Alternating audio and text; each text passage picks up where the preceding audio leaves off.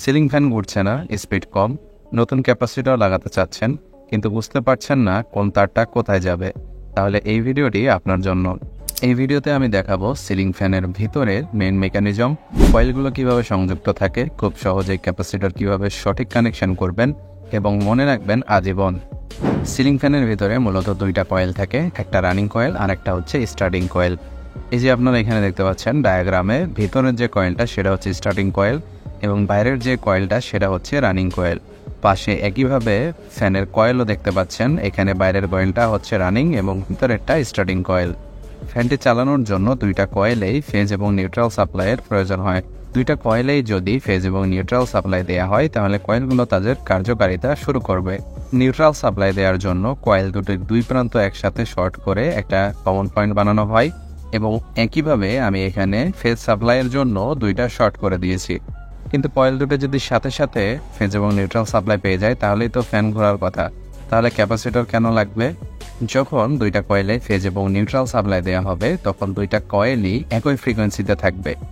যখন starting coil এবং running coil একই ফ্রিকোয়েন্সিতে থাকবে তখন কোনো ঘূর্ণন শুরু হবে না, যার কারণে এখানে ফ্রিকোয়েন্সিতে পরিবর্তন আনতে হবে। আর ফ্রিকোয়েন্সিতে পরিবর্তন আনার জন্য স্টার্টিং কয়েলের সাথে সিরিজে একটা ক্যাপাসিটর যুক্ত করা হয়। ক্যাপাসিটর স্টার্টিং কয়েলে ভিন্ন ফেজ শিফট করে, ফলে দুই কয়েলের মধ্যে 90 ডিগ্রি ফেজ পার্থক্য তৈরি হয় এবং ফ্যান ঘোরা শুরু হয়। এখন প্রশ্ন হলো, আমরা যখন ফ্যানের ক্যাপাসিটর সংযোগ দিব তখন তো আমরা এইভাবে ডায়াগ্রামের মতো ইজিলি ভিতরের কয়েলের টার্মিনালগুলো দেখতে পাবো না। ফ্যানের বডির ভিতর থেকে তিনটা তার বেরিয়ে থাকবে, তার মধ্যে আমাদের চিন্তা হবে যে কোনটা কমন তার, কোনটা স্টার্টিং কয়েলের তার আর কোনটা রানিং কয়েলের তার। আপনি যদি তারগুলো না বুঝতে পারেন আর আপনার যদি মাল্টিমিটার থাকে তাহলে মাল্টিমিটার ব্যবহার করে বুঝে নিতে পারবেন। প্রথমেই আপনাকে কন্টিনিউটি টেস্ট করতে হবে, যে কোনো একটা তারের সাথে বাকি দুইটা তারের কন্টিনিউটি টেস্ট করতে হবে এবং যেই তারটি বাকি দুইটি তারের সাথে কন্টিনিউটি দেখাবে সেটাই হচ্ছে কমন তার। অবশিষ্ট দুইটি হচ্ছে স্টার্টিং এবং রানিং কয়েলের তার। কমন তারের সাথে বাকি দুইটা তারের রেজিস্ট্যান্স পরিমাপ করতে হবে। যে তারের রেজিস্ট্যান্স বেশি দেখাবে সেটি স্টার্টিং কয়েল আর যেটির রেজিস্ট্যান্স কম দেখাবে সেটি হচ্ছে রানিং কয়েল। এবার তো বলবেন, ভাই আমি তো সহজে শেখার জন্য ভিডিও দেখতে আসলাম, এখন আপনি মাল্টিমিটার নিয়ে আসছেন, আমি মাল্টিমিটার কোথায় পাবো একটা ফ্যানের ক্যাপাসিটর চেঞ্জ করার জন্য? তো সেই ক্ষেত্রে একদম সহজ সমাধান হচ্ছে ফ্যানের বডি থেকে বের হয়ে আসা তিনটা তারের মধ্যে লাল কালারের তারের সাথে ফেজ এবং নিউট্রালের যে কোনো একটা তার যুক্ত করে দিবেন। ধরেন যে লাল কালারের তারটা সেখানে যুক্ত করে দিবেন এবং বাকি থাকলো দুইটা টার্মিনালের সাথে ক্যাপাসিটরের দুইটা টার্মিনাল যুক্ত করে দিবেন। এবার অবশিষ্ট থাকা নিউট্রাল তারটা ক্যাপাসিটর যে দুইটা টার্মিনালে যুক্ত করলেন সে দুই টার্মিনালের যে কোনো একটাতে যুক্ত করে দিবেন।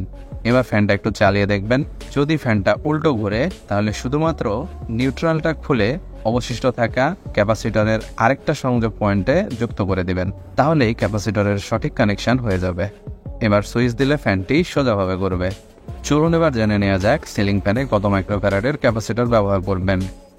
সাধারণত সিলিং ফ্যানে 1.5 থেকে 2.5 মাইক্রোফ্যারাডের ক্যাপাসিটর ব্যবহার করা হয়।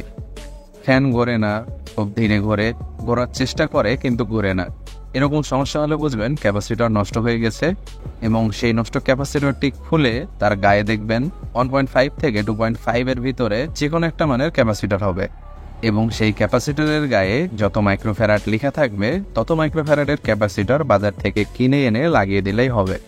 আশা করি এখন আপনি নিজেই সিলিং ফ্যানের ক্যাপাসিটর কানেকশন করতে পারবেন। ভিডিওটি ভালো লাগলে লাইক দিন, কমেন্ট করুন আর এমন আরও ভিডিও পেতে চ্যানেলটি সাবস্ক্রাইব করতে ভুলবেন না। ধন্যবাদ।